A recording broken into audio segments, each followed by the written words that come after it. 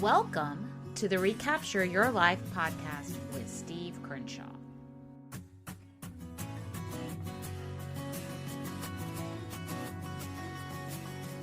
Welcome back. This is a brief summary and my take on living the Four Agreements. The Four Agreements is a book written by Don Miguel Ruiz and published in 1997. It's a small book, but it's easy to read and can be read in a couple of days. It's called a Toltec wisdom book. And the story in the introduction is about how the knowledge was hidden when the Europeans arrived and was passed down in secret. Just by itself, Ruiz's story is amazing. I won't retell it here, but like many of us, the cares of the world got to him and he left his family to seek fame and fortune. But he saw what needed to be done and returned to learn the old ways from his grandfather. Ruiz says that we become domesticated by our parents and immediate family, and then by the rest of the world. We all have the Four Agreements within us, but we lose them through this domestication process. We start living in the world, not in our spirit. We became distracted as children because the adults in our lives focused our attention on the things that they wanted us to be and do. And what we have to do to be free is to challenge those beliefs that were programmed into us from an early age. Ruiz says this: all of humanity is searching for truth, justice, and beauty. We are on an eternal search for the truth because we only believe in the lies we have stored in our mind.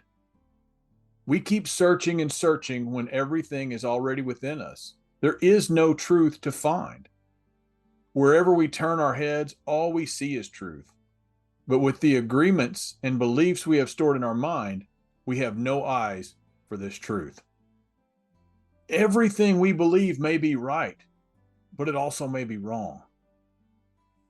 Until we examine what we believe and begin to become free, we will never know. We have to have the courage to break the old agreements because the Four Agreements are livable for all of us if we want them. Agreement number 1, be impeccable with your word. This seems obvious, doesn't it? Who goes out one day and says, I'm just going to lie to myself? No one, obviously. But that's what we do because that's how we are trained. We are judged by our parents, our teachers, and others. And this gives us a belief system of how the world views us and how we view and treat ourselves. The word impeccable means without fault or without sin. Think about that for a second. Then think about how you talk to yourself. Most people have an inner critic that tells them how good or bad they're doing regularly. Ruiz talks about how words have the power of creation. He writes this: what you dream, what you feel, and what you really are will be manifested through the word. What do you dream of for yourself? The words you use when you talk about your future can show you what you really believe about yourself. You can change the way your inner critic identifies you by what you say to yourself. Learn to say good things about yourself and your future. If you can't find anything good to say about yourself, find some affirmations to say. Look for quotes or scriptures that can remind you that you are loved and cared for. Don't lie to yourself and tell yourself you're worthless. Use your words to remind yourself who you really are and that you are loved. The last part of that, what you really are will be manifested through your word, means the more you say bad things about yourself, the worse you're going to feel. You're going to manifest the bad into your life. Have you ever seen someone who is miserable all the time? Maybe someone you know just popped into your mind. You know people like that, right? People who are miserable all the time. How much time do you want to spend with them? Become impeccable with your word, and you will begin to see a change in your life. Develop an attitude of gratitude. Learn to tell yourself the true, good things about yourself. Be willing to make the first step and be impeccable with your word. Agreement number 2, don't take anything personally. Of the 4 agreements, this one has been the hardest for me to grasp. I used to say, I don't care what anyone thinks about me. What I really meant was, I care very deeply about what everyone thinks about me. I spent a large part of my life learning to be a chameleon so that everyone I came into contact with would like me. So I did exactly the opposite of agreement number 2, and I took everything personally. But I put on a facade saying I didn't care. If you remember that everyone has their own set of agreements they have made with the world, they have thoughts and beliefs that may or may not match yours because everyone was raised or programmed differently. Most people spend most of their time worrying about what others think about them. We live in a self-absorbed society that is fixated on self.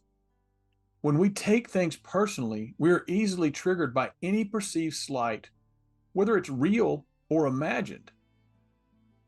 Don Miguel writes this: if someone gives you an opinion and says, "Hey, you look fat," don't take it personally, because the truth is that this person is dealing with his or her own feelings, beliefs, and opinions. When we take what others say personally, it gives them a chance to infect us with their poison, with their words they use to harm others. Think about this. Most people are hurting.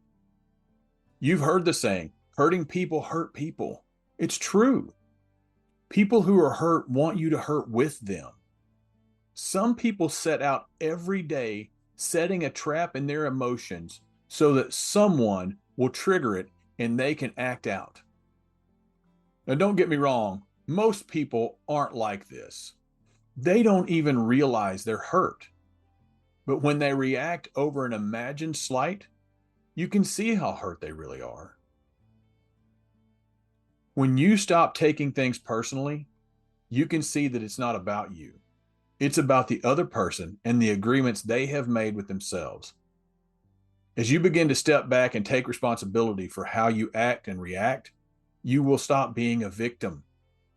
You can see things from the other person's point of view and live without being harmed by what anyone thinks.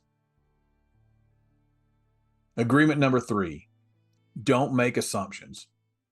Have you ever been in a relationship?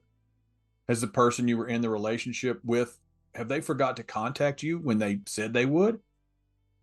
Have they not called or texted and you thought they were mad or wanted to end the relationship? Or if someone posted something kind of cryptic on social media and you thought they were talking about you, then you have made assumptions.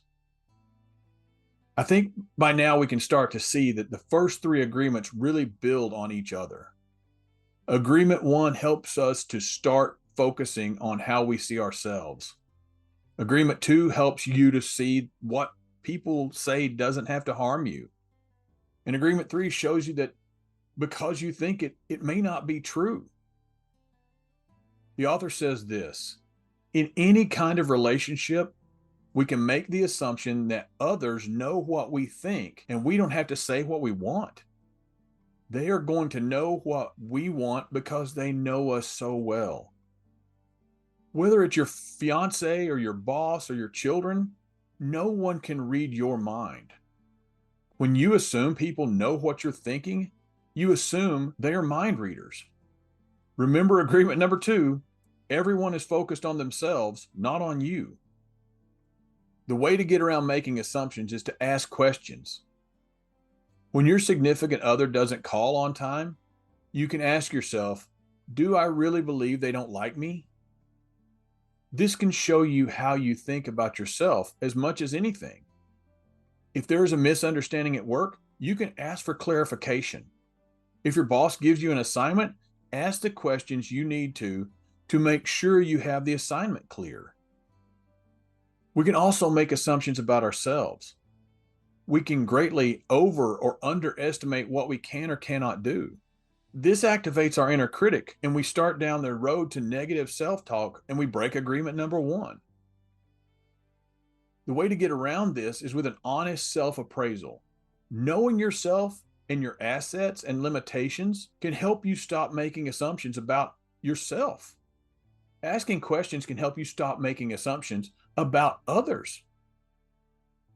If we don't make assumptions, we don't have to think or worry about anything outside of what's going on in us. Agreement number 4, always do your best. This seems pretty self-explanatory, but how many times do we cut corners on a job or leave work early without finishing a task that needs to get done that day? Let's get more personal. How many times have you put off doing something like going to the gym or work on your blog just to watch more Netflix or YouTube? Doing your best isn't just for work, it's for yourself. In Agreement 1, we learned about the inner critic or inner judge. When we always do our best, we can quieten the inner critic. It won't have anything to say about our work. It won't be able to say, you should have done this, or why didn't you do that? Because you've already done what you needed to do. Don't hear what I'm not saying. You can't keep this up 100% of the time. We all need rest. We need downtime and vacations. This isn't about hustle culture. It's about being your authentic self. Ruiz says, you can only be you when you do your best. When you don't do your best, you're denying yourself the right to be you. Your authentic self is who you were created to be, to live life to the fullest and be the best and only version of you there can ever be. You are unique and unrepeatable, and don't ever forget that. I talk a lot about living on purpose. The 4 agreements are a great way to do that.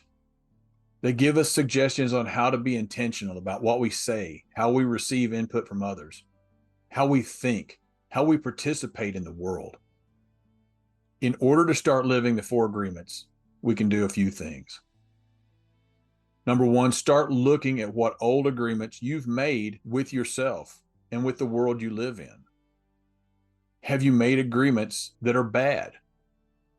Do you say things that are bad for yourself? Number 2, let go of the past. We can't change it, and you can't fix today by worrying about what happened in the past. Don't worry about the future. Today is the only day that you have. Focus on today and live in today. Number 3, make a pact with yourself to start living on purpose. Live free from outside influences and others' opinions. Be yourself on your terms.